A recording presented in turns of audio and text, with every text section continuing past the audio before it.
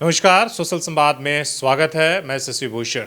जहां पेशा कानून को लेकर झारखंड के बुद्धिजीवी आपस में लड़ रहे हैं, सरना, ईसाई धर्मांतरण जैसे तमाम मुद्दों पर बहस चल रही है, लेकिन जैसे ही बात परिसीमन की होती है वो एकजुट हो जाते हैं। लेकिन जहां तक परिसीमन की जब बात हो रही है तो जो आदिवासी बुद्धिजीवी पेशा कानून को लेकर तरह तरह के एक दूसरे पर आरोप लगा रहे हैं, ईसाई और धर्मांतरण जैसे सरना और ईसाई की बात करने लगते हैं और यहाँ तक एक दूसरे पर ऐसे आरोप लगाते हैं कि जो ईसाई धर्मावलंबी वाले लोग हैं वो हमारे रूढ़ी परंपरा को कमज़ोर करना चाहते हैं। और एक दूसरे के तरफ से वो कहा जा रहा है कि जो लोग आदिवासी ईसाई असरना की बात कर रहे हैं वो आरएसएस के चश्मा पहनकर वो इस तरह के नफरत फैला रहे हैं और उनका मंशा है कि पेशा नहीं लागू हो। लेकिन परिसीमन की जब बात होती है तो जो पेशा पर दो विचार रखने वाले लड़ने वाले लोग हैं वो एकजुट हो जाते हैं, एक स्वर में कहते हैं कि शेड्यूल एरिया में परिसीमन नहीं होनी चाहिए। मतलब जनसंख्या के आधार पर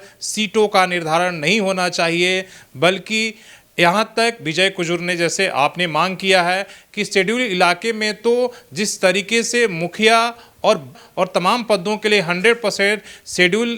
जो ट्राइब्स हैं उनके लिए जो है आदिवासियों के लिए आरक्षित है, उसी तरह से एमपी और एमएलए का भी 100% आरक्षण हो। वहाँ पर किसी भी तरह का दूसरी जातियों को एमपी और एमएलए का भी विधायक या चुनाव लड़ने का जो है अधिकार नहीं मिलना चाहिए। वहीं ग्लेनसन डुंगडुंग भी ये कहते हैं, जो दोनों एक पेशा पर एक दूसरे का विपरीत विचारधारा है, वो कहते हैं कि शेड्यूल इलाका में परिसीमन नहीं होना चाहिए, इसलिए कि संविधान में उनको संविधान पढ़ना चाहिए कि संविधान में जो शेड्यूल एरिया है, अनुसूचित एरिया है, वहाँ जनसंख्या के आधार पर परिसीमन नहीं हुआ है, बल्कि वहाँ आदिवासियों के लिए जो है उनके आधार पर कि उनकी संख्या जो भी है वहाँ पर परिसीमन या उनकी सीटों को नहीं घटाया जा सकता है। मतलब उसे अगर वहाँ जनसंख्या अगर ज़्यादा भी अगर हो गया है, जो गैर आदिवासी हैं, जैसे आप देख रहे हैं कि मूलवासी और सदान जो हैं वो लगातार मांग कर रहे हैं कि जहाँ पर जिस डिस्ट्रिक्ट में 80% से अधिक उनकी संख्या है वहाँ पर पेशा लागू नहीं होना चाहिए,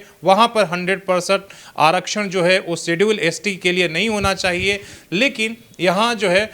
विजय कुजूर कहते हैं कि नहीं, ऐसा नहीं है, अगर परिसीमन हो भी लेकिन जो शेड्यूल इलाका है वहाँ पर सीटें बढ़े भी तो 100% सांसद और विधानसभा विधायकों की भी सीटें भी वो सिर्फ एसटी के लिए ही हो, दूसरे धर्म या दूसरी जातियों को वहाँ पर चुनाव लड़ने का अधिकार नहीं हो। तो आप देखिए कि जिस तरीके से पेशा पर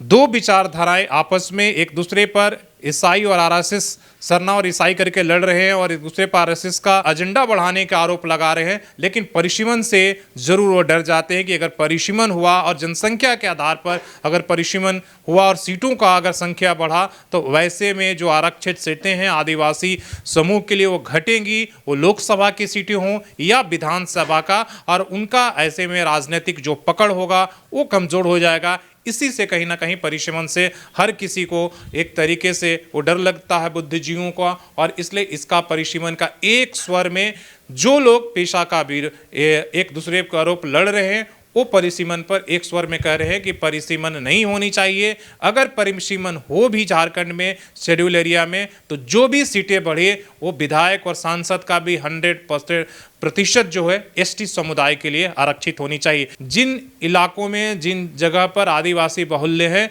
वहीं पर पेशा लागू होनी चाहिए। और लेकिन एक बात और इसमें ग्लेनसन डुंगडुंग जोड़ते हैं कि देखिए, जो शेड्यूल जिला है उसके अलावा जो गैर अनुसूचित एरिया है वहाँ भी उन प्रखंडों का, उन पंचायतों का जनसंख्या, मतलब ये देखा जाए कि जहाँ भी आदिवासियों की संख्या ज़्यादा है वहाँ गैर अनुसूचित जिला में भी आरक्षित कर देना चाहिए। लेकिन शेड्यूल इलाका में दखलंदाजी ना एमपी ना सांसद के सीटों पर ना विधायक के सीटों पर होनी चाहिए।